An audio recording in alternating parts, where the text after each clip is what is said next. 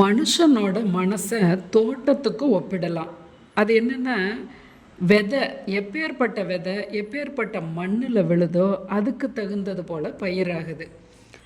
அது அது அப்புறம் உடனே மனுஷன் என்ன பண்ணுறான், அந்த தோட்டத்தில் இருக்க களைகளையும் அவன் அப்புறப்படுத்துகிறான், கண்ணும் கருத்துமா அதை பாதுகாக்கிறான். அதுபோல தான் ஒவ்வொரு மனுஷனோட மனசுலையும் மாபெரும் சக்தி உருவாவதற்கு நம்மளோட மனசில் ஆக்க சக்தி உற்பத்தி ஆகிறது போல் நம்மளோட எண்ணங்களை உருவாக்கணும். அதாவது ஒரு பேனாவில் எந்த நிறத்தில் இங்கை ஊற்றுறோமோ அதே நிறத்தில் தான் நம்ம எழுதுகிறோம் இல்லையா? அதுபோல தான் எந்த அளவுக்கு உயரமான சிந்தனைகளை நம்மளோட உள்ளத்தில் ஏற்படுத்துகிறோமோ அந்த அளவுக்கு உயரமாக வாழ்க்கையில் நமக்கு வெற்றி கிடைக்கும், சாதனை படைக்க முடியும், மனதில் தெளிவு வரும், செயலில் உறுதி, கலங்காத சிந்தனை வரும், நம்ம மற்ற மனிதர்கள்கிட்ட கனிவான போக்குமே நமக்கு வரும். மனுஷன் அப்படிங்கிறதுக்கு அடையாளம் இதமான மனசை உடையவன் அப்படின்னு அர்த்தம். நரகத்தை சொர்க்கமாகவும் மாற்றலாம், சொர்க்கத்தை நரகமாகவும் மாற்றக்கூடிய சக்தி இந்த மனசில் எழக்கூடிய எண்ணத்தினால் இருக்குது அப்படின்னு நம்ம பெரியவங்க சொல்கிறாங்க. எந்த சூழ்நிலையிலையும் நம்மளோட மன உறுதி, மன அமைதி, மன கட்டுப்பாடு, வாய்மை, நல்ல பண்பு இதை கைவிடக்கூடாது.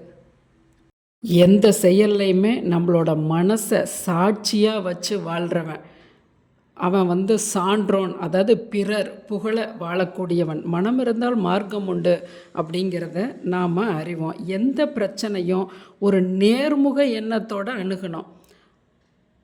எப்படியோ ஒன்று வேலையை முடித்தா சரி அப்படின்னு அவசரப்படக்கூடாது.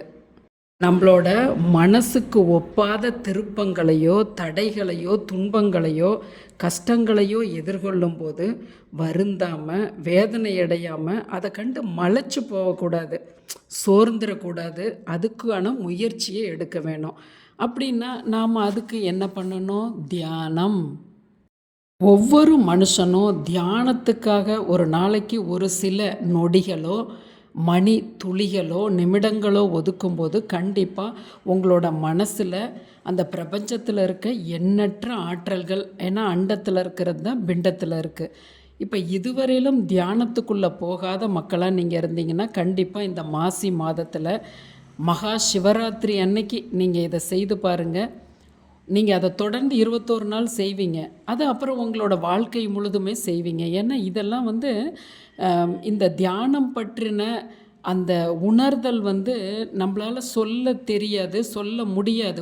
உங்களுக்கு தகுந்தது போல் அதை அவங்கவங்க உணரும் பொழுது அதனுடைய ஆற்றலை நம்ம மனதுக்கு எவ்வளவு தெளிவை தருதுங்கிறது அந்த பிரபஞ்சமே உங்களை கையில் எடுத்துக்கும், உங்களை அற்புதமான வழியில் கொண்டுட்டு போகும். அவ்வளவுதான். இந்த மாசி மாதம் முழுதுமே தியானம் பற்றிய சிறு சிறு பதிவுகளாக நான் போட்டுட்ருக்கேன். எல்லா பதிவுகளையுமே கேளுங்க, உங்கள் உற்றவங்களுக்கும் ஷேர் பண்ணுங்கள். தினமும் தியானத்துக்காக சில நிமிடங்கள் ஒதுக்கினால் இந்த வேகமான உலக ஓட்டத்தில் நாம் மன திருப்தி இல்லாமையும் அலையிறோம், கொண்டுட்டு போய் மருத்துவமனைகள்லையும் சம்பாரித்த பணத்தை கொட்டுறோம். கண்டிப்பாக தியானம் பண்ணுங்கள், அதிலிருந்து வெளியே வரலாம்.